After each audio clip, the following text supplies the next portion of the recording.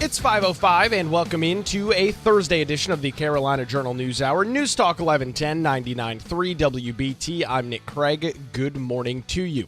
Senator Tom Tillis and Senator Raphael Warnock, Tillis, of course, from North Carolina, Warnock, a Democrat from Georgia, recently introduced bipartisan legislation in the U.S. Senate, the Disaster-Related Extension of Deadlines Act, to extend tax relief to taxpayers recently impacted by natural disasters.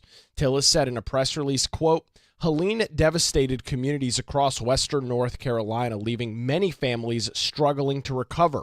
North Carolinians affected by this disaster deserve the opportunity to claim the tax refund that they're entitled to without facing unnecessary red tape.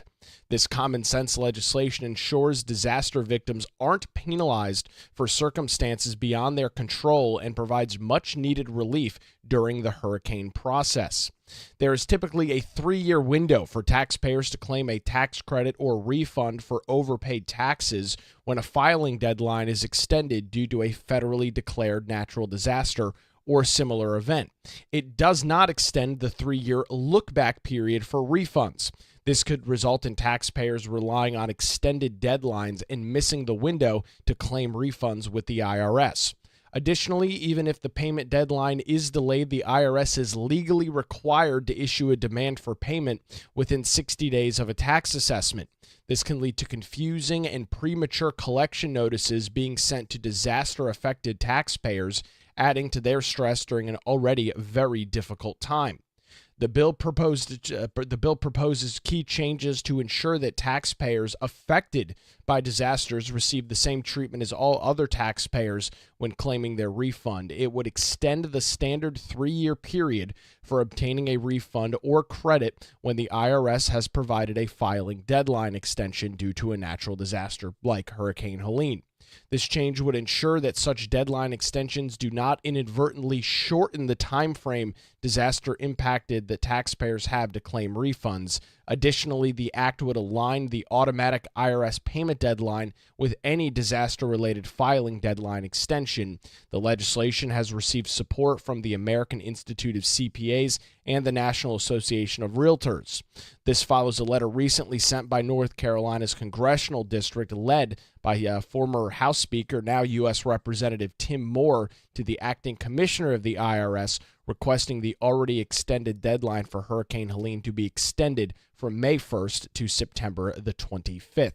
Obviously, tax day earlier this week. We'll continue to track the movement up in Washington, D.C. We'll pass the details along to you right here on the Carolina Journal News Hour. It's now 5:08, News Talk 1110, 99.3 WBT. We are continuing our coverage and analysis of the Senate Republicans' budget that was introduced earlier this week here on the Carolina Journal News Hour. To get some details on NCInnovation, a story that we've covered a couple of times over the past few months, I'd like to welcome the editor-in-chief of CarolinaJournal.com, Donna King, to the News Hour this morning.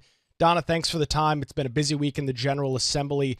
NCInnovation made some of the comments from Senate leaders earlier this week. Can you explain what NCInnovation is and then walk us through some of these proposed changes in the budget? Sure, absolutely, Nick. Good morning. We've been tracking NCInnovation for quite some time since it appeared in the last budget in 2023. So NCInnovation was created to bolster commercialization of research done at public UNC system universities that perhaps don't get as much capital. Schools that are not NC State and Carolina, but maybe perhaps are like A&T, UNCW, ECU, those schools. Perhaps they don't have access to as much capital as some of the bigger schools. So this group wanted to get a big chunk of taxpayer money to try and bridge that gap to offer commercialization opportunities for researchers at these other universities.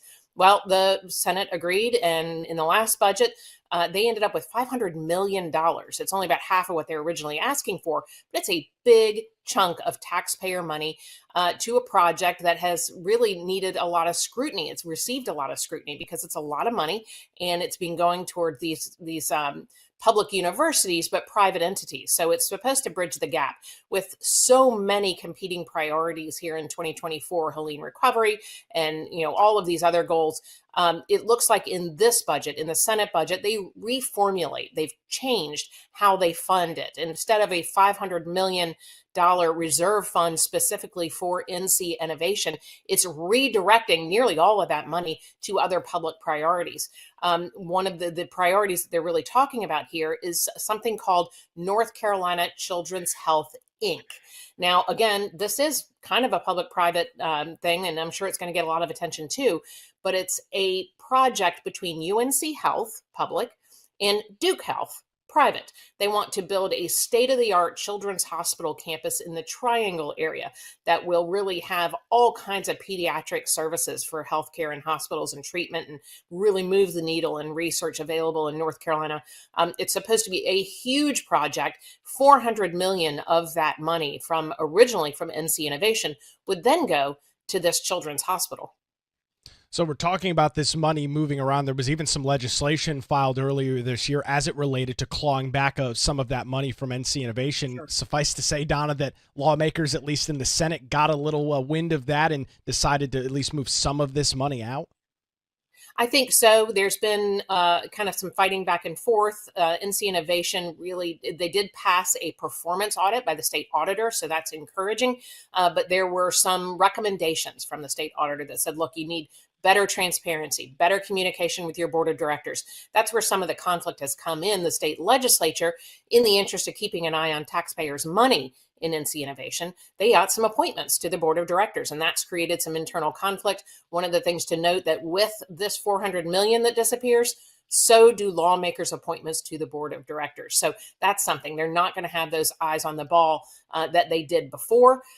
So of that money, the 100 million will still go into NC Innovation in tranches, and so they will still be responsible for reporting back. They'll have to file a report to legislative committees, and let them know what's going on with that money. So it's something that we've been watching really closely, and to see what kind of continued oversight they're going to have. Now, again, this is in the Senate budget. I'm not sure what's going to happen when this moves over to the House and what that final version will look like with conferees, but one of the things we've been talking about a lot at Carolina Journal is that we've got, especially with Helene, lots of priorities in North Carolina, and, making sure that money is well spent, that it's well monitored, that kind of thing. Perhaps this is one of those areas where lawmakers just saw some red flags. Well, and I heard this during the discussion earlier this week as the Senate budget was rolled out. The argument was, well, hey, NC Innovation, there's all this research that's going on. The taxpayers are paying for a lot of this research, and a lot of it's just dying on the vine, essentially staying within the university. And then on the other side of it, Donna, as we've talked about in the past through various interviews, we're talking about nearly $500 million worth of taxpayer dollars that was set aside to fund university research, or to privatize university research that taxpayers have already paid for. That's exactly right. $500 million. And they'd asked for just over $1 billion when all of this first started. There were a couple of things that raised some alarms. One is that did not in 2023 go through the committee process. So lawmakers, the North Carolinians, individual representatives didn't get a chance to weigh in on the committee level. So it ended up just being put right in the budget. And for $500 million, that's pretty important that lawmakers get a chance to really weigh in and study this before it happens.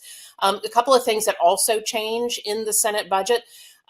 It appears to broaden the scope. So initially, NC Innovation is designed and still required to have 4 hubs around the state to help these universities bolster their commercialization of their research.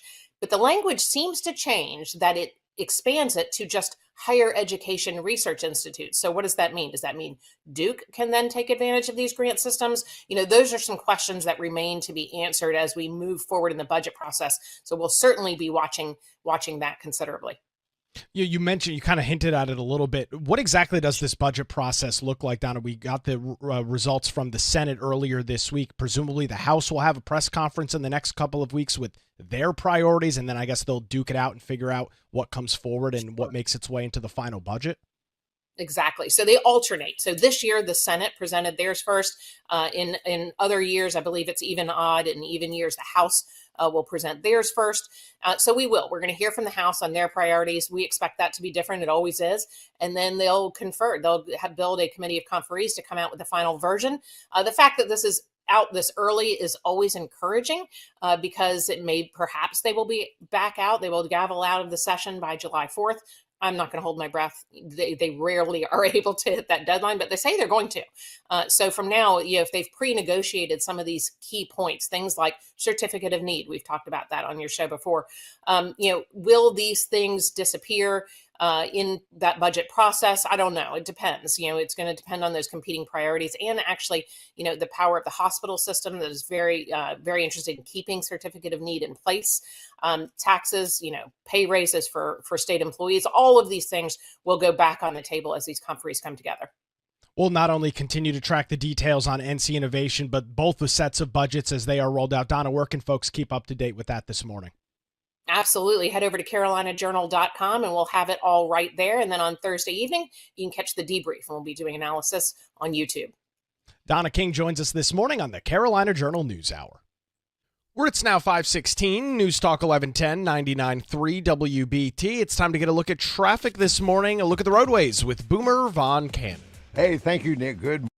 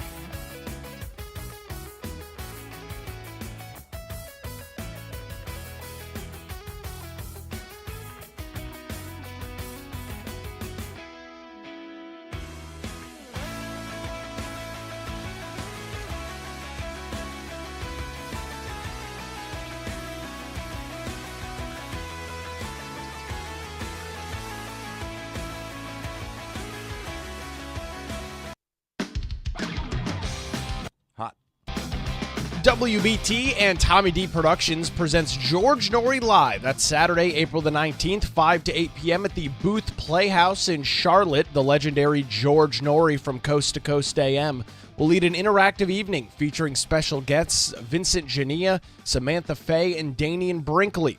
The show will include questions and answers from George and his guests, a salute to our country's military veterans and first responders, and George will even sing along with some songs from a live band. To top it all off, Bo Thompson and Pete Callner will be there to say hello. It's all presented in part locally by Monica the Medium at the Healing Tree Boutique, who will also be on site offering readings at a special price. Coming up this Saturday, it's George Norrie Live at the Booth Playhouse. Visit WBT.com this morning for tickets and event details. It's 5:22. Welcome back to the Carolina Journal News Hour, News Talk 1110, 99.3 WBT. The North Carolina Senate voted yesterday to approve the chamber's $32.6 billion budget package, the first step in what which could turn into several months of negotiations over the final state spending plan. The approval will need one more vote that is likely to happen today, which is largely a formality, after which the budget plan will head to the state's House of Representatives. Although both chambers are controlled by Republicans, as we just talked about with Donna King from the Carolina Journal, they don't always see eye to eye on big policy debates or spending proposals, both of which, of course, are in the budget. Hurricane Helene relief aid is one area that both chambers have agreed on over the last couple of months, but the exact details could be up for debate. The Senate has proposed spending an additional $700 million on Helene aid on top of the $1.5 billion that lawmakers have already approved, and it would put in another $1.1 billion into savings into the rainy day fund, as we talked about on Tuesday, for future natural disasters or other emergencies. So the budget continues to move through the North Carolina Senate. One final vote expected today, making its way over to the House. The General Assembly, I'll note, is on spring break next week, so not expecting any major movement, at least from the House side, either today or tomorrow. But however, we'll continue to track those details and pass them along to you right here on the Carolina Journal News Hour. Tracking some other news out of the legislature this morning, the North Carolina House of Representatives passed the Kelsey Smith Act earlier this week with overwhelming bipartisan support. The bill aims to expedite law enforcement access to cell phone location data during emergencies involving imminent threats to safety. House Bill 211 is named after Kelsey Smith, a young woman abducted, assaulted, and murdered in 2007. Despite law enforcement citing extreme circumstances, it took 72 hours to obtain her phone's location data from one of the major cell phone providers. Once law enforcement received that cell phone location data, they were able to locate her body, unfortunately already deceased at the time, within 30 minutes. The bill was passed on Tuesday, and it seeks to ensure that such delays do not occur in future emergencies. Representative Bill Ward, a Republican in the House, said, quote, "What we're doing with this bill is requiring that telecommunication businesses doing business in the state of North Carolina would have to turn over cell phone location data if there were circumstances determined by law enforcement that were extreme. The bill is narrow in scope, and it only requires the location data and the location of the telecommunication device. The bill requires telecommunication providers operating in the state to promptly share cell phone location data upon request from law enforcement or a public safety answering point in emergency situations where there is a risk of death or serious harm. It does not include calls or message data, which typically are obtained through court documents." In a 103-8 vote, House Bill 211 passed the House and is now up for consideration in the Senate. The bill has strong support from the North Carolina Sheriff's Association as well as the state's District Attorneys Association as well. Some questions were raised over the constitutional concerns, particularly about potential Fourth Amendment violations and whether allowing officers to obtain location data without a warrant could lead to evidence suppression in court. Representative Ward explained that the situation must qualify in one of these circumstances, noting that the United States Supreme Court rulings on such cases would apply. He said that reasonable suspicion and proper documentation would be required to justify accessing the location data. So that is the movement in the General Assembly. Very interesting piece of prohibited from buying agricultural land and property surrounding military installations. This a unanimous vote, 111 to nothing. The House approved the North Carolina Farmland and Military Protection Act. House Bill 133 bans foreign enemies from buying farmland in North Carolina amid reports of growing foreign investment in U.S. agriculture land. Representative Jennifer Balcom, the Republican out of Henderson County, said, quote, "It prohibits adversarial foreign governments from purchasing and acquiring, leasing, and holding any interest in ag, land, or real property within 75-mile radius of military installations across North Carolina." Upwards of 700,000 acres, or 3.5% of agricultural land in North Carolina, is foreignly held, according to a report by the Congressional Research Service. In an effort to protect state and national security, bill sponsors said that foreign adversaries such as China should never be allowed to acquire North Carolina farmland. The legislation would prohibit foreign governments that have been designated by the United States Department of State as adversarial from purchasing, acquiring, leasing, or holding any interest in agricultural land or land situated within a 75-mile radius of a military installation. This list would include China, Cuba, Iran, North Korea, Russia, and Venezuela.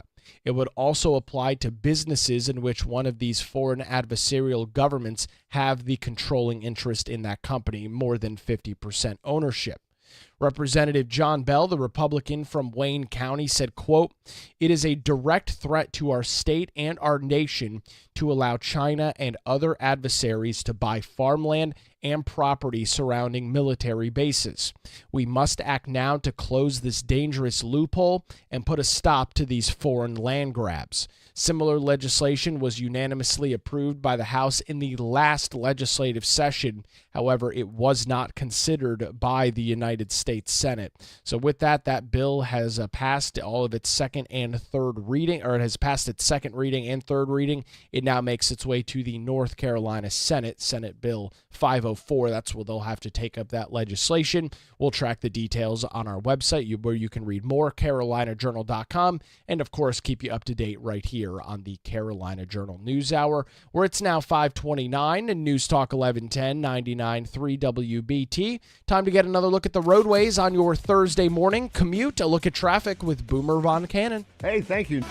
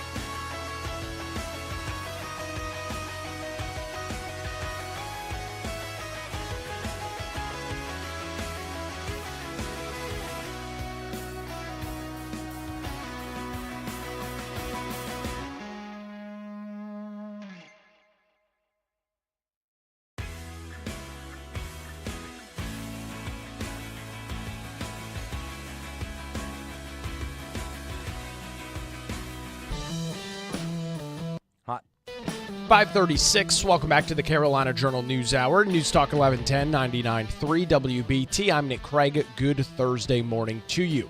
Keeping our eye on budget discussions going on in the North Carolina General Assembly. The Senate lawmakers, as they revealed their budget earlier this week, have proposed $24 billion in K-12 education in the budget for the new biennium. That's across both years.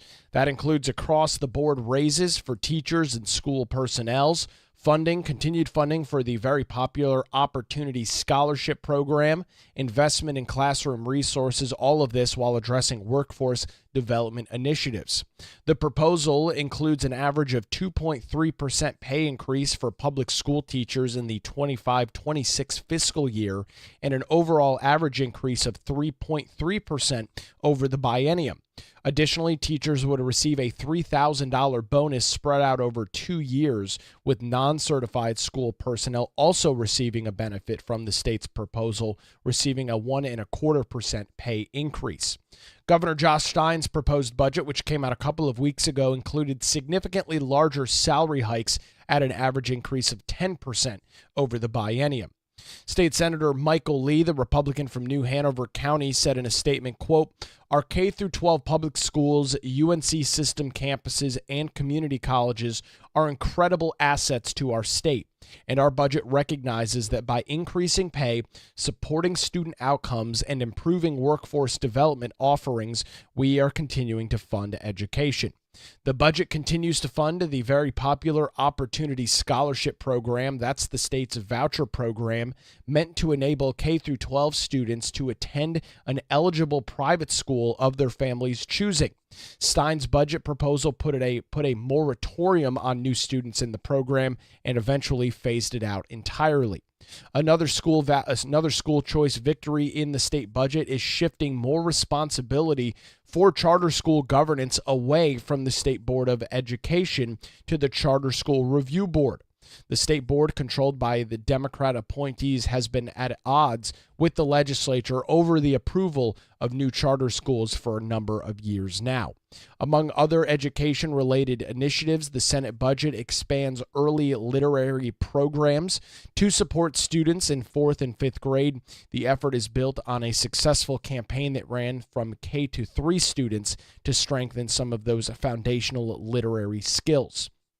The budget also includes funding for teacher development and advancement programs. It allocates $16.2 million in the first year and over $20 million in the second year for a salary supplement of up to $10,000 for teachers participating in advanced teaching role programs, as well as an additional $6.5 million being earmarked to expand grant funding for the advanced teacher role program.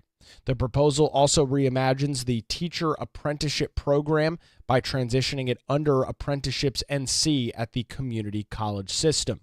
As for higher education funding, the budget totals at $10 billion in spending on the UNC and community college system. It expands the popular NC Promise program, which reduces tuition for in-state students to just $500 per semester. To balance out those costs, tuition for out-of-state students at the NC Promise institutions will have their out-of-school or out-of-state tuition increased from $2,500 a semester to $3,000 a semester. The budget also includes $10.6 million in reoccurring funds starting in the 26-27 fiscal year to support NCA&T's agricultural research and extension service program. A lot more in the education budget. You can get and you can read some additional details this morning by visiting our website, carolinajournal.com, where it's now 5:40. You're listening to the Carolina Journal News Hour. You may or may not be aware of some hunting regulations and restrictions that exist in North Carolina on Sundays. This is a pretty interesting story this morning. To walk us through the details, Mitch Kokai from the John Locke Foundation joins us on the Carolina Journal News Hour. Mitch, reading through your story over at carolinajournal.com, I didn't know it. Many of the background and history on a lot of this. What are the details that you're following this morning?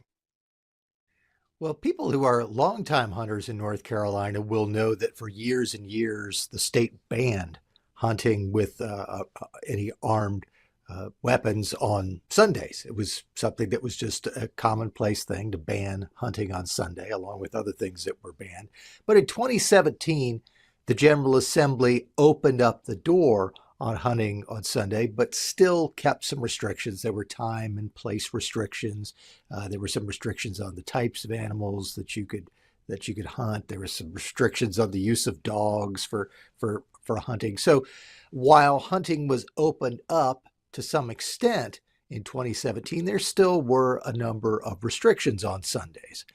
The following year, voters across North Carolina approved a new amendment to the state constitution that codified our right to hunt and fish. And so a couple of years after that, in 2020, a plaintiff named Tim Oates filed suit and said, wait a minute, we have a constitutional right now in North Carolina to hunt and fish. It's written there right in our state's governing document. So these Sunday hunting restrictions are unconstitutional. Basically, what he was saying was you shouldn't have just opened it up a little bit. You should have gotten rid of the restrictions completely based on this constitutional amendment.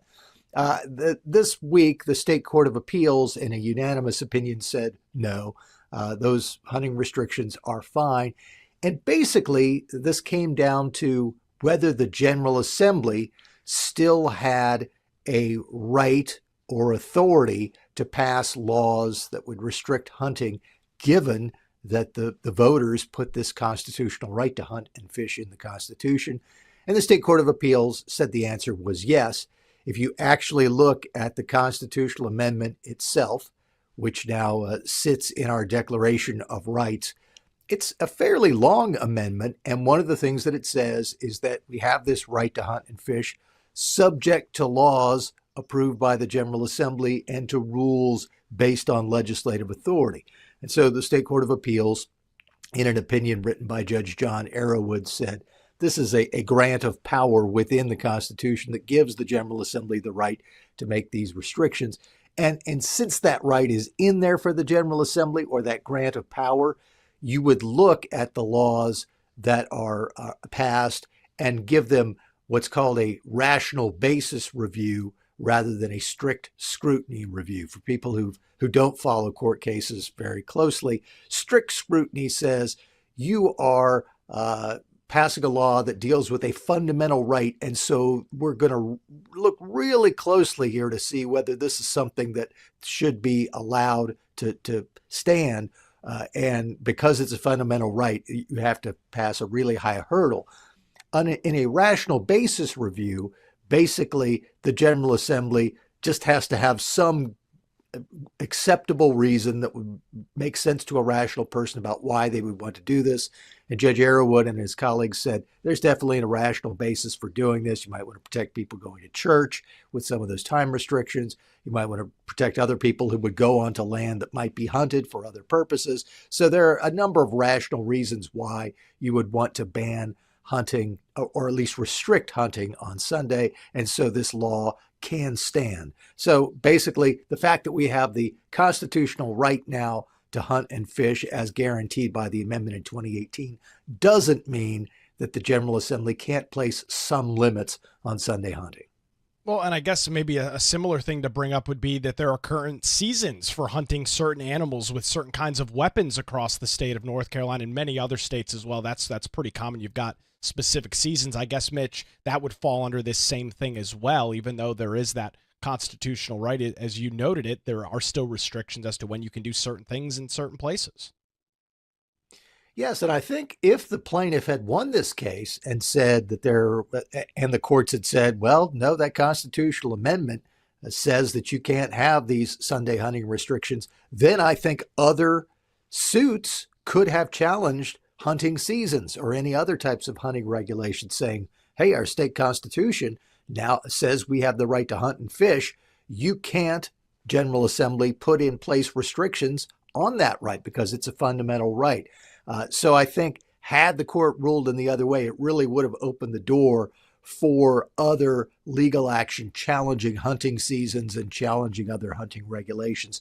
But since the court ruled the way that it did, I think the current regime of hunting regulations and hunting laws probably remains intact. Now, if the General Assembly passes a law that restricts hunting that doesn't seem to be reasonable, then there would be the opportunity for a lawsuit. And I think that's really what that constitutional amendment was designed to do. It was designed to say, if a General Assembly that's less inclined to support hunting in the future comes along and tries to restrict hunting, this constitutional amendment will be an obstacle blocking the General Assembly. But it's not designed to stop the General Assembly from passing some sort of reasonable or rational restrictions.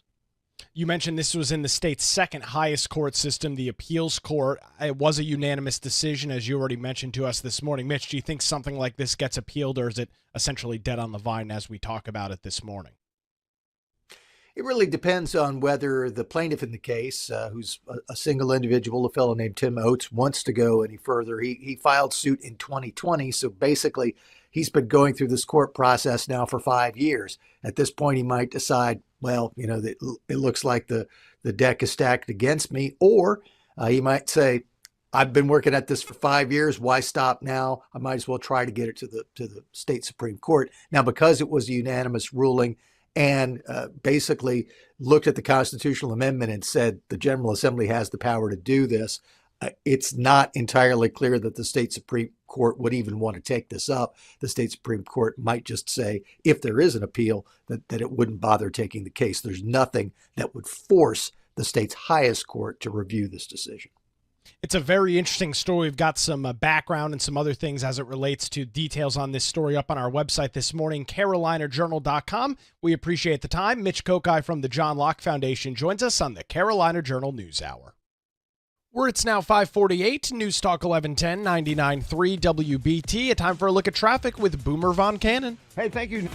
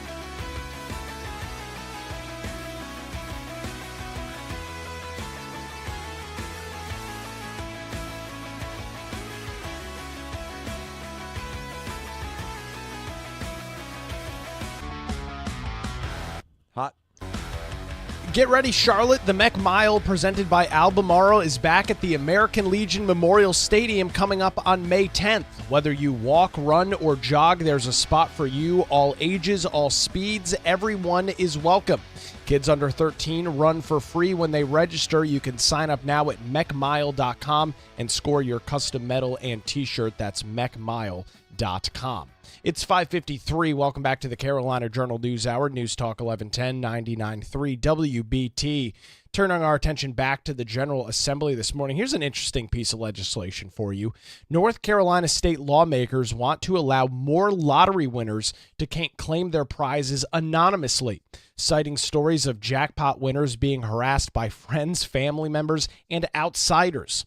A Senate committee yesterday approved Senate Bill 402 to allow winners of $5 million or more to claim their prizes without being publicly identified. Currently, as laws are written on the books in North Carolina, winners winning over $50 million or more are allowed to keep their identities confidential. Senator Ralph Heiss, a Republican, amended the bill from its original $1 million threshold at the request of the North Carolina Lottery Commission, which, quote, does use prize winners as advertising and those kinds of things to try and show people that somebody like them can actually win. Heiss said that the bill comes from a conversation he had with someone who won $5 million from a scratch-off ticket. Heiss said professionals with investment opportunities routinely show up at that winner's door trying to solicit their services. Heiss said, quote, there's no reason to subject that kind of individual to that. The North Carolina Education Lottery said that in 2024, there were 4 winners of $5 million or more, 75 winners of $1 million or more. Critics argue identifying winners can help make the process more transparent. Interesting piece of legislation.